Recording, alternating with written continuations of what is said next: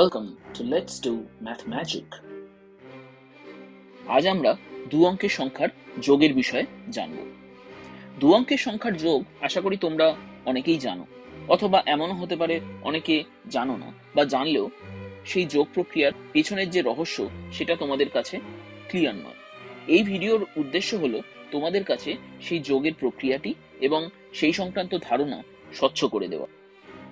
এই উদ্দেশ্যে আমি 4টে উদাহরণ বেছে নিয়েছি যেখানে দু অঙ্কের যোগ করা হবে, এবং সেই উদাহরণগুলোর মাধ্যমে আমি তোমাদের কাছে এই যোগের প্রক্রিয়াটি এবং তার পিছনে যে লজিক কাজ করছে সেই বিষয়টি পরিষ্কার করে দেওয়ার চেষ্টা করব। এই ভিডিওটা তোমরা খুব মনোযোগ সহকারে দেখো, আশা করি এটা তোমাদের জন্য খুবই সহায়ক হবে। তাহলে চলো শুরু করা যাক। দু অঙ্কের সংখ্যা যোগ করার আগে আমরা দেখে নিই কিভাবে আমরা দু অঙ্কের সংখ্যা গঠন করতে পারি। স্ক্রিনে আমরা বেশ কিছু বল দেখতে পাচ্ছি। এবার যদি গণনা স্বাভাবিক নিয়মে আমরা এগোই তাহলে দেখব আমাদের কাছে 24টা বল আছে। কিন্তু এই 24 সংখ্যাটিকে আমরা কিভাবে দু অঙ্ক হিসেবে লিখতে পারি সেটা এক্ষেত্রে আমরা আগে দেখে নিই। এবার এই গণনা বা কাউন্টিং এর জন্য আমরা একটা নিয়ম করে নিই। ধরা যাক আমাদের কাছে একটা বাক্স আছে, যে বাক্সে শুধুমাত্র 10টা বলই রাখা যেতে পারে। 10টা বল বলতে এখানে শুধুমাত্র 10টা বলই রাখা যেতে পারে, 10-এর কম অথবা 10-এর বেশি কোনো রকম বলই আমরা এই বাক্সে রাখতে পারবো না। তাহলে প্রথমে আমরা দেখি এই 24টা বল রাখার জন্য আমাদের এরকম কতগুলো বাক্সের দরকার পড়বে। সেই জন্য আমরা 10টা করে বল কাউন্ট করতে শুরু করি। প্রথম 10টা বল 1, 2, 3, 4, 5, 6, 7, 8, 9, 10। সুতরাং এই 10টা বলের জন্য আমাদের একটা বাক্সের দরকার পড়লো। এরপরে দেখি আরো 10টা বল আমরা বের করতে পারি কিনা। পরের 10টি বল হলো 1, 2, 3, 4, 5, 6, 7, 8, 9, 10। সুতরাং এই 10টা বলের রাখার জন্য আমাদের দ্বিতীয় বাক্সের দরকার পড়লো। দ্বিতীয় বাক্সেও তাহলে রইল 10টা বল এবং বাক্সের সংখ্যা আমরা 2 নম্বর করে দিলাম। এরপরে দেখছি আমাদের কাছে আরো 4টে বল পড়ে রইল, কিন্তু এই 4টে বল রাখার জন্য আমরা কিন্তু এই 10টা বলের বাক্সকে ইউজ করতে পারবো না, কারণ নিয়ম অনুযায়ী এই বাক্সে শুধুমাত্র 10টা বলই রাখা যেতে পারে, 10-এর কম বা 10-এর বেশি কোনো রকম বলই আমরা রাখতে পারবো না। তাহলে এক্ষেত্রে আমরা দেখছি আমরা দু রকম অঙ্ক পেলাম। একটা হলো এই 10টা বলের বাক্স, যেগুলোকে আমরা দশক হিসেবে চিহ্নিত করতে পারি। দশক কারণ এতে 10টা করে বল আমরা রাখতে পাচ্ছি, তার মানে আমরা দশকের মধ্যে লিখতে পারি 2। এছাড়া যে 4টি বল আলাদা করে পড়ে রইল সেগুলোকে আমরা লিখতে পারি এককের অঙ্কে 4। তার মানে এই 24 সংখ্যাটিকে আমরা লিখতে পারি 2 দশক 4 একক,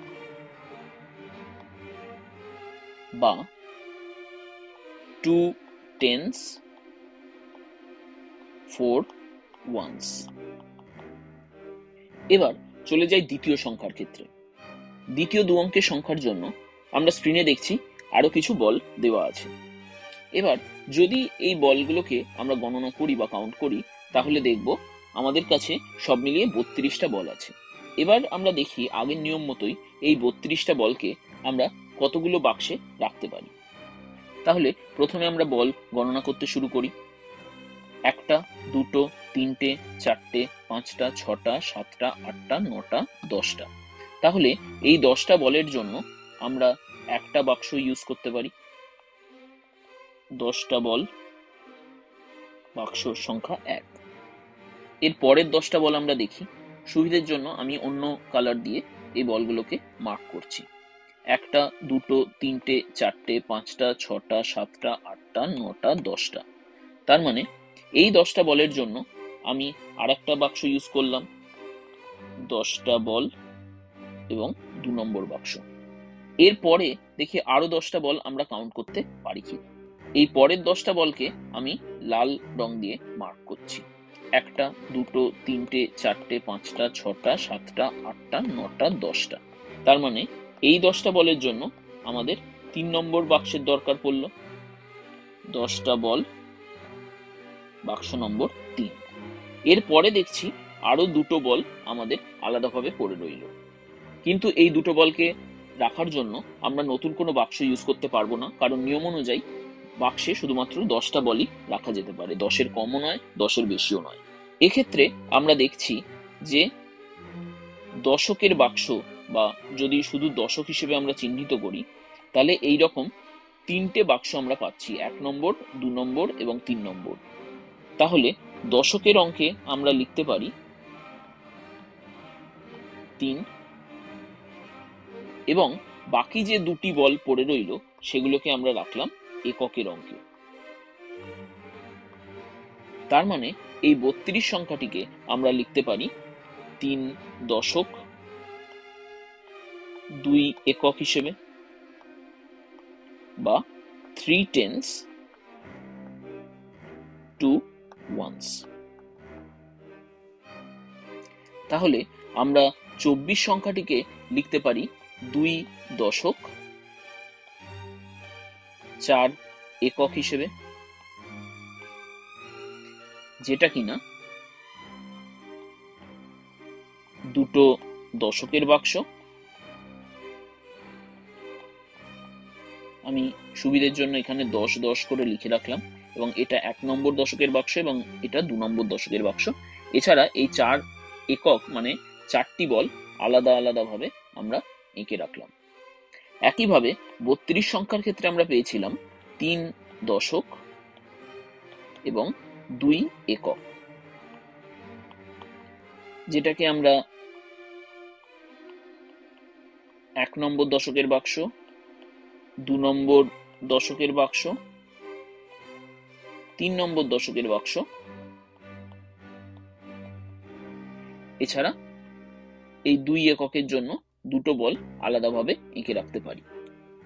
এবার এই 24 আর 32 এই সংখ্যা দুটিকে যদি যোগ করতে হয়, তাহলে আমরা লিখতে পারি দশক অর্থাৎ টেন্স এবং একক বা ওয়ান্স। এর মধ্যে 24 সংখ্যাটিকে আমরা লিখতে পারি 2 দশক এবং 4 একক। একইভাবে 32 সংখ্যাটিকে আমরা লিখতে পারি 3 দশক এবং 2 একক। এবার এদেরকে যোগ করার জন্য আমরা প্রথমে যে বলগুলো আলাদাভাবে রয়েছে অর্থাৎ 4 এবং 2 এদেরকে যোগ করব। তার মানে শুধুমাত্র এককের অঙ্কগুলো যোগ করলে আমাদের কাছে বল পড়ে থাকবে 1টা, 2টো, 3টে, 4টে এবং পরের দুটো অর্থাৎ 4 যোগ 2 6টি বল। তারপরে আমরা চলে যাই দশকের অঙ্কের সমাধানে। সবসময় আমরা এককের অঙ্কের সমাধান আগে করব এবং তারপরে আমরা দশকের অঙ্কের সমাধান করব। এবার দশকের অঙ্কের সমাধানের জন্য আমরা দেখব আমাদের কাছে সব মিলিয়ে কতগুলো দশকের বাক্স রয়েছে। আমরা দেখছি 24-এর ক্ষেত্রে আমাদের দুটো লেগেছিল অর্থাৎ এই 2, এবং 32-এর ক্ষেত্রে আমাদের 3টে বাক্স লেগেছিল অর্থাৎ এই 3। তার মানে আমাদের টোটাল কতগুলো বাক্স লাগলো? 2 যোগ 3 অর্থাৎ সব মিলিয়ে আমাদের 5টা বাক্স লাগলো। 1, 2, 3, 4, 5। তার মানে আমরা দেখছি আমাদের 5টা দশকের বাক্স লাগলো এবং 6টি বল আলাদাভাবে পড়ে রইল।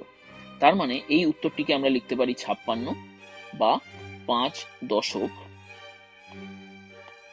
6 একক, বা 5 tens 6 ones হিসেবে।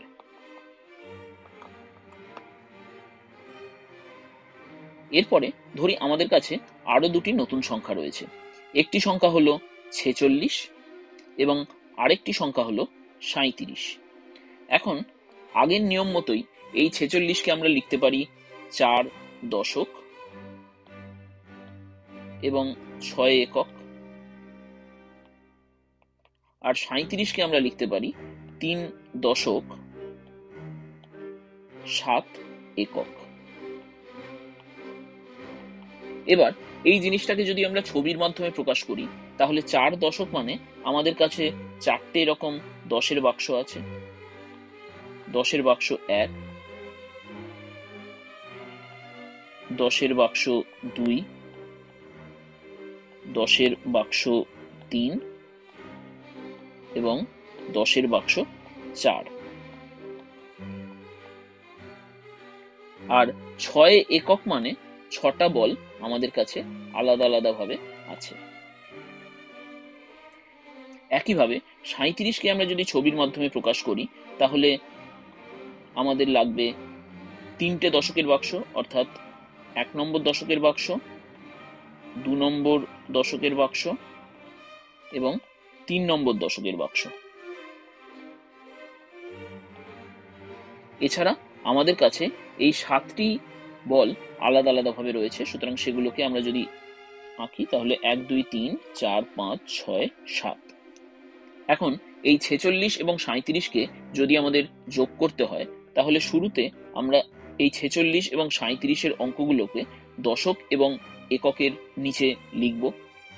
দশক অর্থাৎ টেন্স এবং একক অর্থাৎ ওয়ান্স। তাহলে 46কে আমরা লিখতে পারি 4 দশক এবং 6 একক, আর 37কে আমরা লিখতে পারি 3 দশক এবং 7 একক। এদেরকে আমাদের যোগ করতে হবে। এবার আগের নিয়ম মতোই আমরা এককের অঙ্কগুলোকে আগে যোগ করব। এখন এককের অঙ্কগুলোকে আমরা যদি যোগ করি তাহলে দেখছি এককে আমাদের 1, 2, 3, 4, 5, 6টা বল আছে, আর 37-এর ক্ষেত্রে আমাদের এককে 7টা বল আছে। 1, 2, 3, 4, 5, 6, 7। কিন্তু এই এককের বলগুলোকে যদি আমরা যোগ করি তাহলে দেখব আমাদের কাছে 1টা, 2টো, 3টে, 4টে, 5টা, 6টা, 7টা, 8টা, 9টা, 10টা। 10টা বল হয়ে তারপরে আরো 3টে বল পড়ে থাকছে। সুতরাং এই যে 10টা বল রইল সেগুলোকে আমরা একটা বাক্সে আবার নতুন ভাবে রাখতে পারি। তার মানে একটা দশকের বাক্স আমরা ইউজ করতে পারি। এছাড়া আমাদের কাছে পড়ে রইল 3টে বল আলাদাভাবে। এখন এই যে নতুন দশকের বাক্স রইল সেই দশকের বাক্সকে তো আর আমরা এককের ক্ষেত্রে রাখতে পারি না। তাহলে এককে আমরা কি রাখবো? যে 3টে বল আলাদাভাবে পড়ে রইল সেগুলোকে আমরা এককের ঘরে লিখব, এবং দশকের যে নতুন বাক্সটি পাওয়া গেল সেই বাক্সটিকে আমরা দশকের আগে যে কটা বাক্স ছিল অর্থাৎ 1, 2, 3, 4, 5, 6 এবং 7 তার সাথে যোগ করে দেব। এবং সেটা আমরা কিভাবে লিখব? সেটাকেই আমরা বলি হাতে রাখা। অর্থাৎ এই যে নতুন দশকের বাক্সটি পেলাম সেটিকেই আমরা দশকের অঙ্কের উপরে রাখলাম এবং এই একটি বাক্সের সাথে এই 4টি এবং এই 3টি বাক্সকে যোগ করে দিলাম। তার মানে 4 আর 3 7 আর 1 8। তার মানে আমরা উত্তর হিসেবে পেলাম 8 দশক এবং 3 একক, বা 8 tens, 3 ones।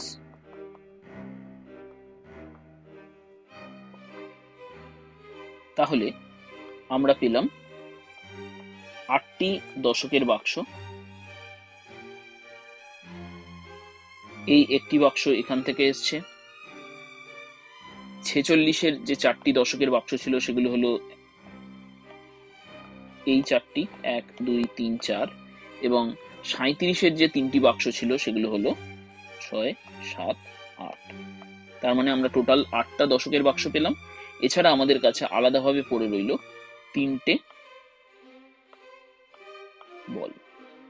সেই কারণেই আমরা এটাকে লিখলাম 8 tens and 3 ones, বা 8 দশক এবং 3 একক। আশা করি 2 অঙ্কের যোগের ক্ষেত্রে তোমাদের হাতে রাখার বিষয়টি কিছুটা ক্লিয়ার হয়েছে। এরপরে আমরা আরো 2টো অঙ্ক করব যেখানে আমাদের হাতে রাখার কাজ করতে হবে। আশা করি সেই 2টো অঙ্ক সমাধানের মধ্যে দিয়ে তোমাদের বিষয়টি আরো ক্লিয়ার হয়ে যাবে। প্রথম অঙ্কের ক্ষেত্রে আমরা 2টো সংখ্যা যোগ করছি, একটি হলো 52 এবং একটি হলো 29। এবার 52 আর 29-এর এককের অঙ্কগুলো আমরা যদি দেখি 2 আর 9, তাহলে এককের অঙ্কগুলোকে যদি আমরা আগে যোগ করি 2 যোগ 9 তাহলে সেটি হয় 11।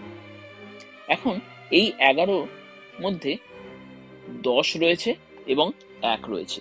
এবার আগের নিয়ম মতোই এই 10কে আমরা একটা নতুন দশকের বাক্সে রাখতে পারি এবং এই 1কে আমরা আলাদাভাবে রাখতে পারি। এবার আমরা জানি যখনই আমাদের এই দশকের বাক্স রাখতে হবে তখন আর সেটিকে আমরা এককের ঘরে রাখতে পারবো না, বরং সেই নতুন যে দশকের বাক্সটি আমরা পেলাম সেটিকে আমরা দশকের অঙ্কের ওপরে হাতে রাখবো। অর্থাৎ এই একটি বাক্সকে আমরা দশকের অঙ্কে হাতে রাখলাম আর এই 1কে আমরা এককের অঙ্কে লিখে রাখলাম। তাহলে আমরা দেখতে পাচ্ছি এই যে 2 যোগ 9 11 তার এককের অঙ্কটিকে আমরা এককের ঘরে রাখছি এবং দশকের ঘরে যেটি পাচ্ছি সেটিকে আমরা দশকের অঙ্কে হাতে রাখছি। এবার দশকের অঙ্কের ক্ষেত্রে আমাদের অলরেডি 5টা দশকের বাক্স এবং 2টো দশকের বাক্স ছিল, তার সাথে আমরা এই এক্সট্রা একটি বাক্সকেও অ্যাড করলাম। তাহলে আমাদের কাছে কতগুলো টোটাল বাক্স রইল? 1 যোগ 5 যোগ 2 অর্থাৎ 5 আর 1 6 আর 2 8, অর্থাৎ উত্তর হবে 81 বা 8 দশক এবং 1 একক। চলে যাই আজকের শেষ অঙ্ক, যেখানে আমরা আরেকটি 2 অঙ্কের সংখ্যার যোগের উদাহরণ দেখে নেব। দুটো সংখ্যা হলো 39 এবং 49, অর্থাৎ 39 এবং 49। 39 এর এককের অঙ্কে 9 এবং 49 এরও এককের অঙ্কে রয়েছে 9। এবার এই এককের অঙ্কগুলোকে যদি আমরা যোগ করি তাহলে আমরা পাবো 9 যোগ 9 অর্থাৎ 18। এখন এই 18কে আমরা লিখতে পারি 10 যোগ 8। এবার আগের উদাহরণ মতোই এই 10কে আমরা একটি দশকের বাক্সে রেখে দিতে পারি। সুতরাং তার জন্য দশকের নতুন বাক্স আমরা পেয়ে গেলাম। এছাড়া বাকি যে 8টি বল পড়ে রইল সেটিকে আমরা লিখতে পারি এই এককের অঙ্কে। তাহলে এই দশকের বাক্সটিকে আমরা কোথায় লিখব? দশকের বাক্সটিকে আমরা লিখে নেব দশকের অঙ্কের উপরে, যেটাকে আমরা হাতে রাখা বলি।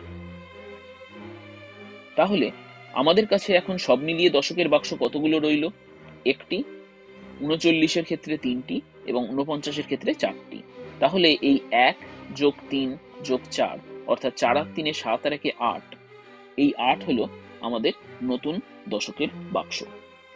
তাহলে উত্তর এলো 88। এবার আরেকটি জিনিস আমরা খেয়াল করে দেখি, 9 যোগ 9 হলো 18। এই 18-র এককের যে অঙ্ক অর্থাৎ 8কে আমরা এককের ঘরে লিখেছি এবং এই যে 1 সেটিকে আমরা দশকের ক্ষেত্রে হাতে রেখেছি।